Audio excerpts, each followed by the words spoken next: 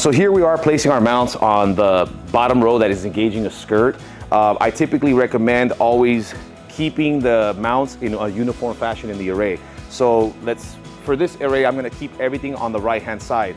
The only track that I will not put on the right will be my left side cantilever. So this track will have it on the right, but this track will be flip-flopped and put on the left because the cantilever is determined from the left mount. We're gonna pull up this pad, drop it down, and slide to the location that we think is gonna be ideal for this array. And that looks good to me, so I'm gonna just lock it down.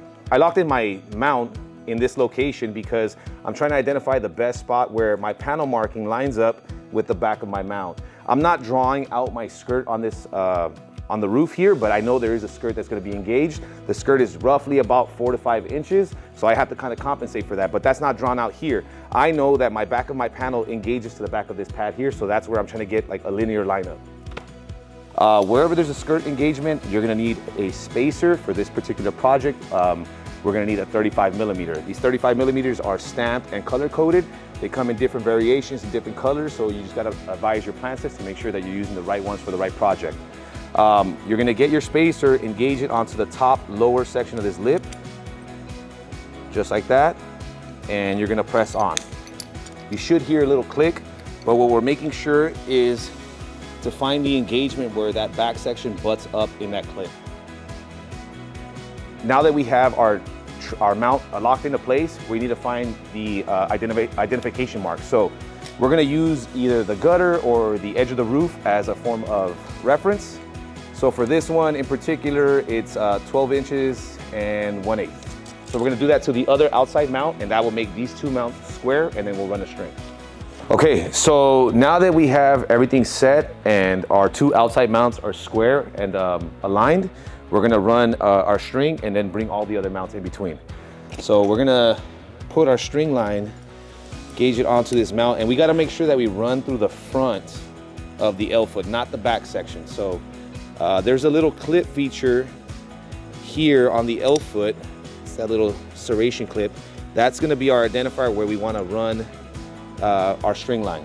So we're gonna run it on that section there, run it all the way across the array, and on the last footing of the array, we gotta meet at the same location.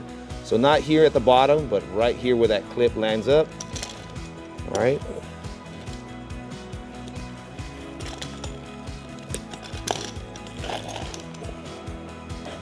Okay. Now that we have our string nice and tight, we can bring all the mounts in between down into alignment.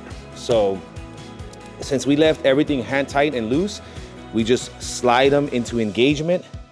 We make sure that it touches our line but doesn't push the line.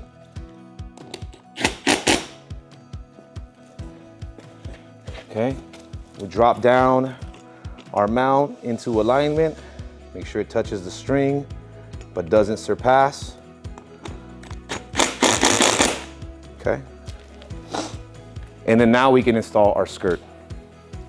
So we're gonna install it on the bottom section of this mount.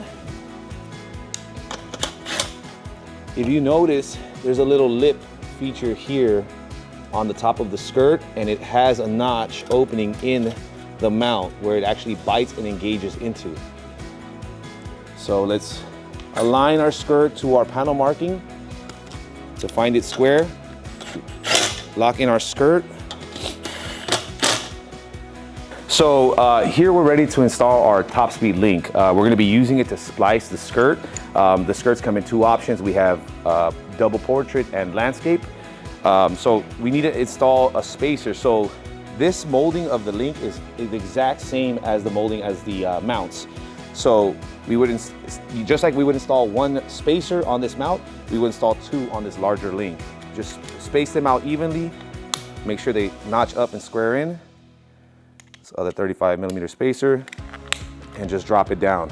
There is a 3/4 inch spacer that allows you to give you a horizontal gap in between your modules, but you would just lock in your skirt in place. Okay, we're gonna try to butt it up.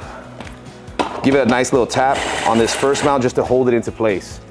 Now we come with our TopSpeed link that has our 2 spacers engaged, and we just gotta make sure that 1 spacer is on each side of the skirt. Drop it down,